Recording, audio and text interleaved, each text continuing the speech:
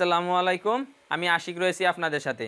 আমরা এক এক করে অনেকগুলো অঙ্কের সমাধান দেখে ফেলেছি এবং অনেকগুলো অঙ্ক করে ফেলেছি। তো এখন আমরা যে 19 নম্বরে এই ধারাবাহিক ক্লাসগুলোর মধ্যে 19 নম্বরে যে অঙ্কটা রেখেছি এই অঙ্কটার সমাধান করার চেষ্টা করব। এটা যদিও দেখতে খুব সহজ মনে হচ্ছে যে খুব স্বাভাবিক সংখ্যাগুলোই লেখা আছে, কিন্তু অঙ্কটা ততটা সহজ নয়।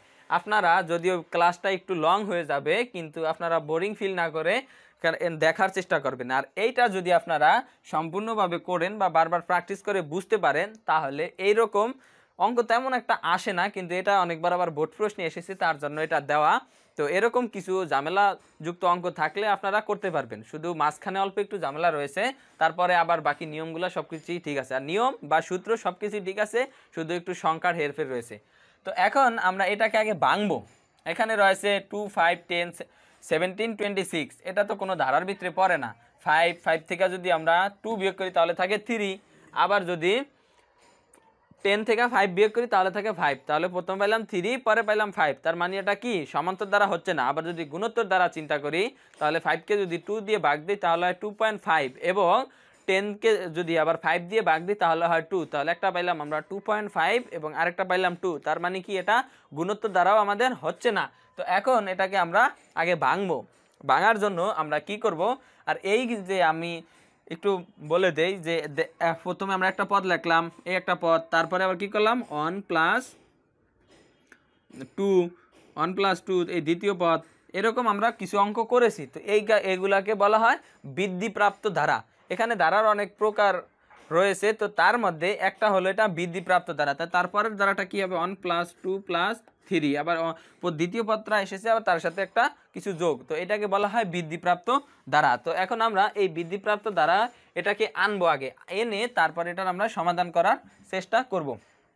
তো আমি প্রথম পদটা আগে আমরা লিখে নিই। তো প্রথম পদ লিখলাম 2, তারপরে রয়েছে কি আমরা দ্বিতীয় পদটা লেখার চেষ্টা করব। তো দ্বিতীয় পদটা লেখার জন্য আমরা কি করব, প্রথম পদটা আনবো এবং তার সাথে একটা কিছু যোগ করব, যেটা যোগ করলে এই দ্বিতীয় পদটার সমান হয়। তো এখানে দিব 2 প্লাস, তো 2 আছে, 5 হইতে কত লাগে আমাদের 3 লাগে। তো এখন এখানে দিব আমরা 3, এটা ব্র্যাকেট দিয়ে আটকে দিব।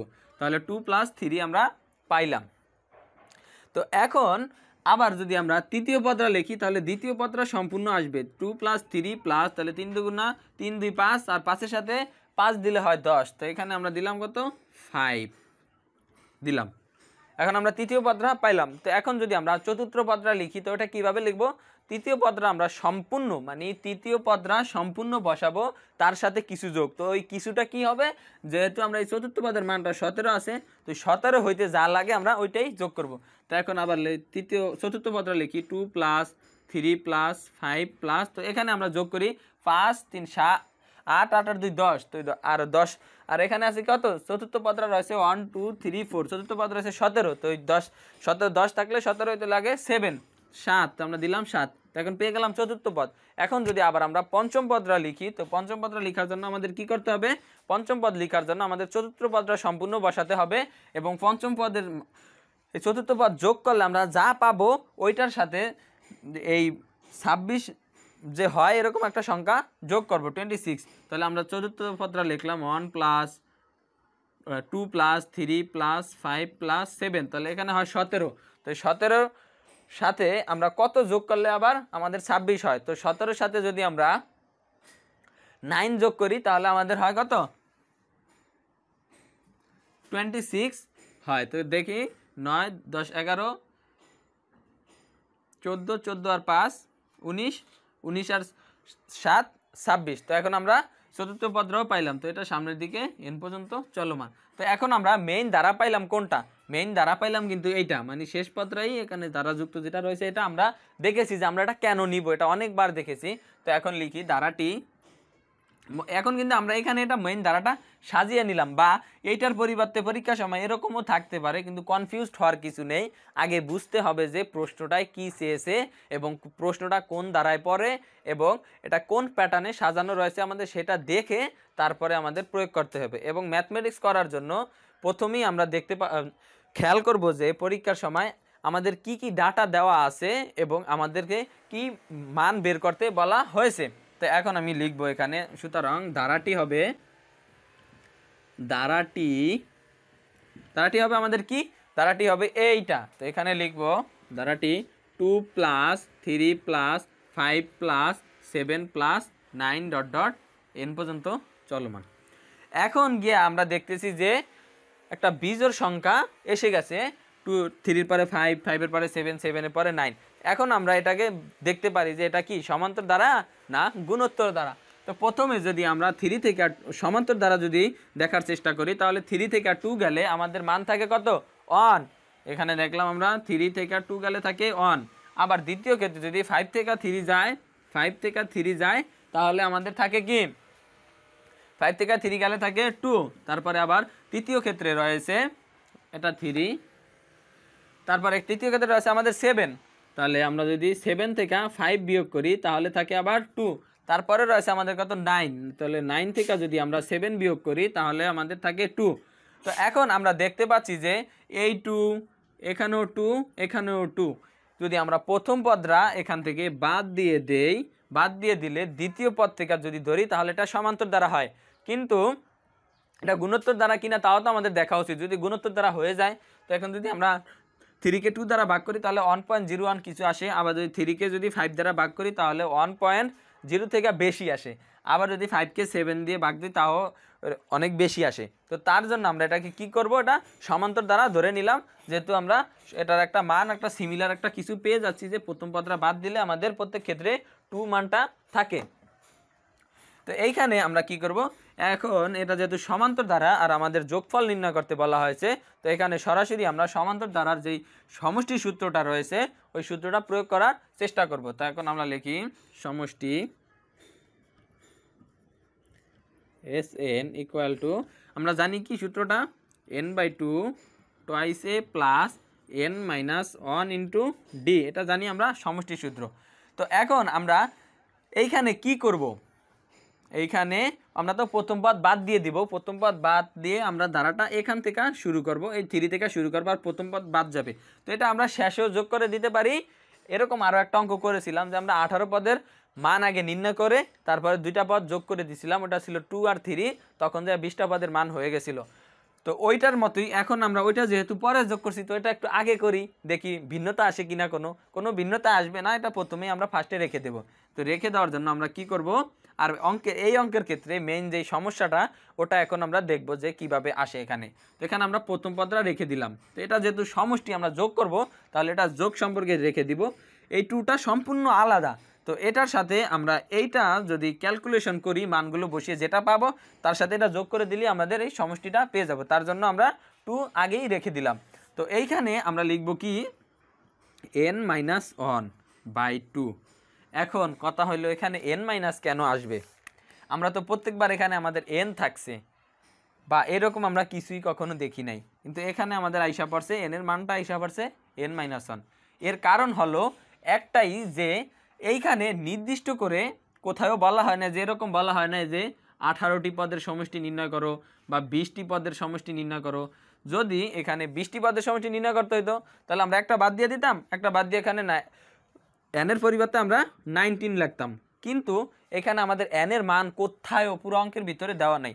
তার মানে কি n এর মানটা যা হবে, n এর মানটা যদি 20 হয়, n এর মানটা যদি 20 হয় তার থেকে 1 কম হবে।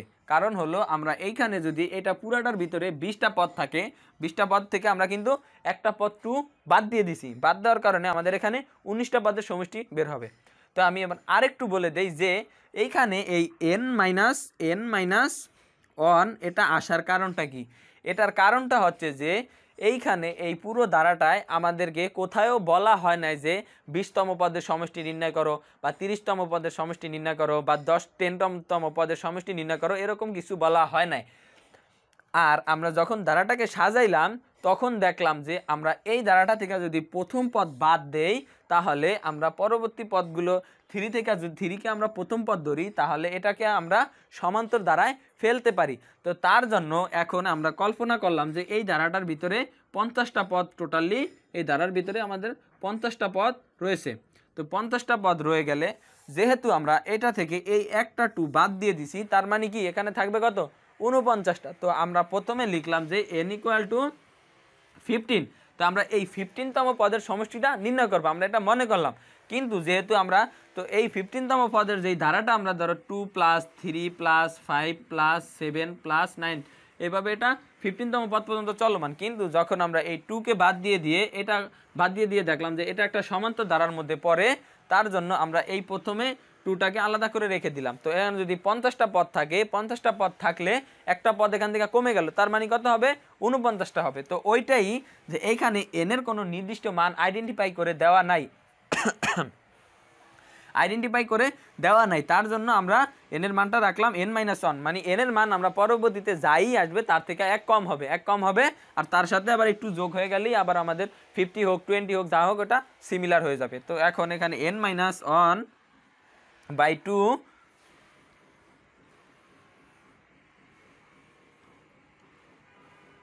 যা গুণ সম্পর্কে, তো এখন দিলাম 2 × a, এর মান কত? এর মান রয়েছে আমাদের 3, প্রথম পদ কিন্তু এটা প্রথম পদ রয়েছে 3, আর এটা তো আমরা আলাদা করেই নিয়েছি 2কে, তাহলে প্রথম 3 প্লাস এখন এখানে n এর মানটা এখন কি আসবে? এখানে n এর মানটাই আসবে n-1, তাহলে দিলাম আমরা n-1, আর এইখানে রয়েছে সূত্রের -1, এখানে রয়েছে কি সূত্রের মাইনাস একটা অন রয়েছে, তো এটাকে দিয়ে দিলাম -1, আর এইখানে থাকে ডি এর মান আমরা পাইছি কত? ডি এর মান পাইছি আমরা 2, 5 থেকে 7 থেকে 5 গেলে 2, 9 থেকে 7 গেলে 2, তো সাধারণত ডি ইকুয়াল টু আমরা পাইছি 2, তো এটাকে আমরা লিখলাম। বাকিগুলো মুছে দেই। আশা করি আমি এই ব্যাপারটা বুঝাতে পেরেছি আপনাদেরকে। এখন শুধু আমরা ক্যালকুলেশন করে সামনের দিকে আগাবো। এখন এখানে লিখব 2 + n-1/2, এইখানে আমাদের হয় কত? 3 × 2 = 6, 6 প্লাস, আর এইখানে রয়েছে n-2, এটা যোগ হয়ে যাবে, মাইনাসের মাইনাস থাকবে, এখানে দিলাম 2। তো এখন আমরা এখানে 2 + n-1/2, এখানে হবে 6 প্লাস, এখানে রয়েছে 2 এর সাথে n গুণ করলে টুয়াইস n -2, 2 2 গুণা কত? 4, মাইনাসের মাইনাস থাকবে, এটা পাইলাম আমরা। তো এখন আমরা কি করব? এখানে 2 + n-1/2, এইখানে আমাদের থাকে কি? এখানে আমরা টুয়াইস n + 2 লিখতে পারি, কারণ হলো 4 রয়েছে ছোট আর 6 রয়েছে বড়, আর এটা মাঝে আছে কি একটা মাইনাস সম্পর্ক। তো এটা তাহলে যেহেতু 6 বড়, তো 6 বড় থাকার কারণে এটা প্লাস হয়ে যাবে। তো 6 থেকে 4 গেলে আমাদের থাকে 2, এখানে থাকলো একটা 2। তো তারপরে আমরা কি করতে পারি? 2 + n-1/2 এটা নিলাম, আর এইখানে আমরা একটা 2 কমন নিতে পারি, 2 কমন নিলে n-1 আমাদের থাকে। তো আমরা এখন এটা পাইলাম। তো এইটা আমি উপরেরটা মুছে দিব, মুছে দিয়ে এটা করব। তো আপনারা একটু ভালোভাবে দেখে নেন যে এটা কিভাবে হলো। তো এখন আমি এটাকে মুছে দেই। তো এখন এই ধারাটাও আমরা পুরোটা মুছে দিই, আমাদের আর এটার প্রয়োজন নেই, একটুও প্রয়োজন নেই, যেহেতু আমরা ধারাটা সাজিয়ে নিচে ক্যালকুলেশন করেই ফেলেছি অলরেডি অনেকখানি। তো এখানে আমরা লিখব কি? 2 + n-1/2 ইন্টু, এখানে রয়েছে আমাদের কি 2, তাহলে 2 n-1, তাহলে এই 2 এ আমরা কি করব? কেটে দিব, এই 2 এ কেটে দিব। তো তার ফলে এখানে আমাদের থাকে, এখন নিচেরটাও মুছে দেই আমি।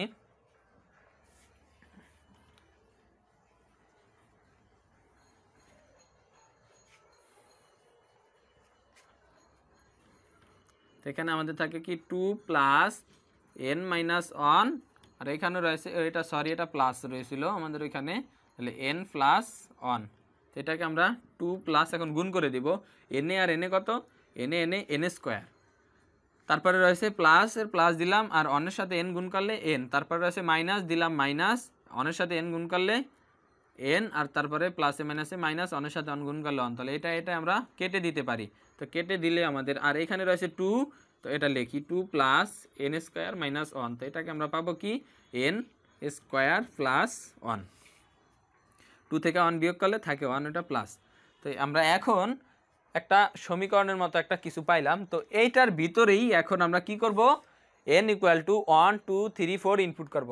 যদিও এই ক্যালকুলেশনটা আমরা নিচে যখন যেটা মুছে দিয়েছি ক্যালকুলেশনটা একটু কঠিন ছিল, কিন্তু এখানে তেমন আহামরি কিছু না, শুধু ধারা অনুযায়ী বা যে সিস্টেমটা রয়েছে আমরা সঠিক সূত্রটা প্রয়োগ করে যদি করতে থাকি তাহলে এখানে ভুল হওয়ার কোনো সম্ভাবনা আমাদের নেই। তো আমি সবগুলা মুছে দিয়েছি। এখন আমরা যেই সমীকরণের মানটা পাইলাম, সমীকরণের মানটা হচ্ছে un equal to n square plus 1। তো এখন এইটার ভিতরে আমরা কি করব, যে এটা একটা সমীকরণের মতো পাইলাম, এটার ভিতরে n এর মানটা 1 2 3 4 কিছু ইনপুট করব। তো এখানে আমরা কি করব, n equal to 1 2 3 4 dot dot n বসিয়ে পাই। তো এখানে যদি আমাদের n ইকুয়াল টু 1 হয় তাহলে এখানে হবে কি 1 স্কোয়ার প্লাস 1, তাহলে n ইকুয়াল টু 2 হলে তাহলে 2 স্কোয়ার প্লাস 2, আবার n ইকুয়াল টু 3 হলে এখানে হবে 3 স্কোয়ার প্লাস, এখানে অনই হবে, এগুলো অন, যেহেতু এটার সাথে n নাই তো এটা অনই হবে। তারপরে এটা আমাদের un, তাহলে un equal to n square plus n। তো এটাকে এখন আমরা কি করব, এটাকে আমরা যোগ করে দিব। এটাকে যোগ করে দেওয়ার জন্য আমাদের কি করতে হবে, এখানে Sn যোগফল বা সমষ্টি Sn equal to 1 square 2 square 3 square যোগ করে দিলাম, 1 square plus 2 square plus 3 square plus dot dot n square দিলাম। তারপরে আমাদের থাকে কি প্লাস, এখানে থাকে শুধু আমাদের 1 থাকে, তাহলে এখানে দিব 1 plus 1 plus 1 plus dot dot n।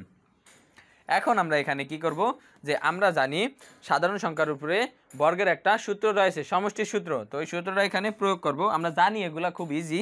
তো সূত্রটা হচ্ছে কি n into n plus 1 twice n plus 1 by 6, আর এইখানে থাকবে আমরা জানি 1 প্লাস 1 প্লাস 1, এর পরিবর্তে আমরা লিখব কি শুধুমাত্র একটা n। কেন লিখব, বিগত অঙ্কগুলোতে 3 বার দেখিয়ে দিয়েছি, আরও 3টা অঙ্কতে দেখিয়ে দিয়েছি যে কিভাবে কেন আমরা এখানে n লিখব। তো এটা নিয়ে আর কথা বলতে চাই না, তো এখানে দিলাম n। এখন আমরা কি করব, উপরের সংখ্যাটাকে গুণ করে দিই। তো গুণ করে দেওয়ার জন্য আমরা এখানে কি করব, n স্কোয়ার, এটার সাথে এটা গুণ n স্কোয়ার, প্লাসের প্লাস মাঝখানে রয়েছে প্লাস, আর n এর সাথে 1 গুণ করলে n, এটা পাইলাম। আর এটাকে আবার বসিয়ে দিই, টুয়াইস n প্লাস 1 বাই 6, আর এখানে থাকে আমাদের একটা n। এখন আমি উপরের টুকু মুছে দিয়ে এখানে অঙ্কটা করার চেষ্টা করি।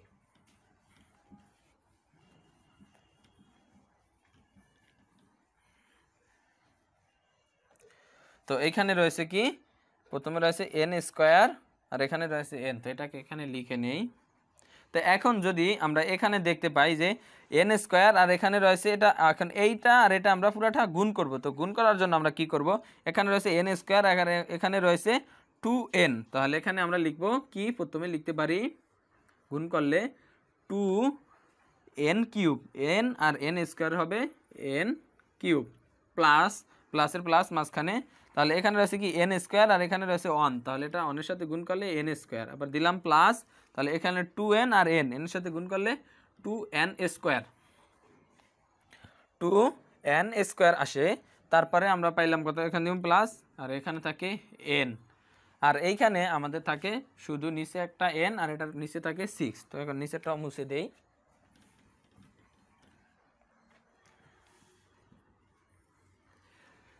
তো এইখানে এখন আমরা একটু যোগ করে নেই, তাহলে 2n cube plus 2n square আর n স্কোয়ার, তাহলে হবে কি 3n square plus n by 6 plus n।